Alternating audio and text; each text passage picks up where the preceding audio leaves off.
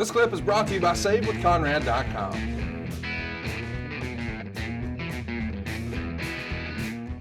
Mention too, David Arquette has gotten a lot of, I think, unfair criticism over the years. He's proven that he is a wrestling fan. He did a whole documentary about it called You Cannot Kill David Arquette. I highly recommend it to everyone. But I've dealt with him a few times, hosted him at StarCast. Couldn't have been a nicer guy. Couldn't have been a cooler guy. Follow him on Twitter at David Arquette. But he is one of us. He is a wrestling fan. And candidly, if most of the people listening to this were given an opportunity to promote their other job, whether it was movies or mortgages, and you had an opportunity to brush up against professional wrestling, you would jump at that chance. I want to make sure everyone understands this. David Arquette was paid well for his ventures into professional wrestling, and he kept $0 of it. He donated 100% of it to Brian Pillman and Owen Hart's family and all the fallen soldiers.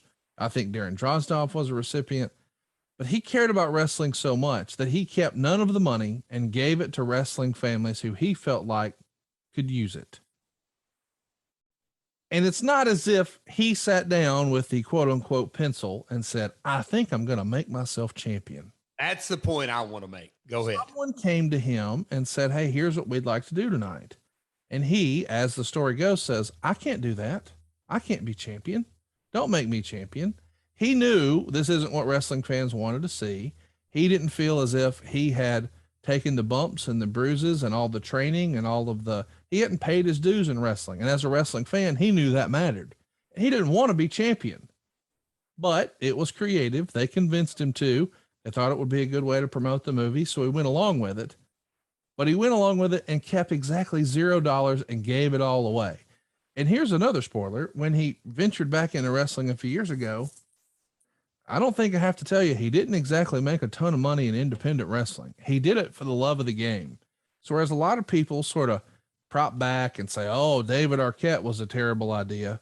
Okay, I'll let you have that, but it wasn't his idea. And he did right by everybody involved, and he's A-okay in my book. Throw him a follow at David Arquette. And we're actually talking about him now because he just celebrated a birthday not too terribly long ago. So shout out to Mr. Arquette. Really appreciate all he's done for wrestling. Conrad, you said it much better than I could, but to me, you're spot on. And I go back and watch the David Letterman. Take an edit. You mean the Late Show with David Letterman? Oh, if people could see the video airing right now. But yes, go back and watch the Late Show with David Letterman and Arquette on there. And that's when he referenced old Double J's name. And I used to chuckle when I would do follow-up interviews. What'd you think about it? Well, David Letterman said my name, and David Arquette. Look at people, you're going to have to edit this because I'm just chuckling. No, we're not editing nothing. This is great stuff. Okay. Because the reality is, it did get mainstream publicity. And no, if you see the video content, you got somebody lurking over your shoulder, Conrad. I don't know if you know that, but we'll leave that. Yes. You have. Oh, I didn't do an edit. Do you want to welcome to the show? No run in. No run in. I was like, I don't get it. We're leaving it in. Yeah, and I'm sitting here chuckling. That's what I see. That's what He's the John Cena of podcasting. You can't see him. Oh, yes, I can. Oh, I was cracking up. I was like, I don't get why you're so tickled. And then I realized, oh, wait a minute. I got it now. Yes. So back to that. I used to do these interviews. What'd you think about David Arquette? And I said, hey, I love David Arquette. He mentioned me on David Letterman. Really? I'll never get my name on David Letterman. I used to watch it with the Jerry Lawler Kaufmann angle over and over and be a regular Letterman watcher. But no, but he did. In that interview, he was very self-deprecating. And that's David. From the day I met him, and I can remember him hanging out after Nitros down in the watering holes. David is not just one of us, a fan, but I can imagine him on a Hollywood set or eating Thanksgiving. He's a very humble human being. He is. That's the real David that I know. And so to back to your final point is he had zero creative ability. I mean, creative control, none. Right. I mean, like none.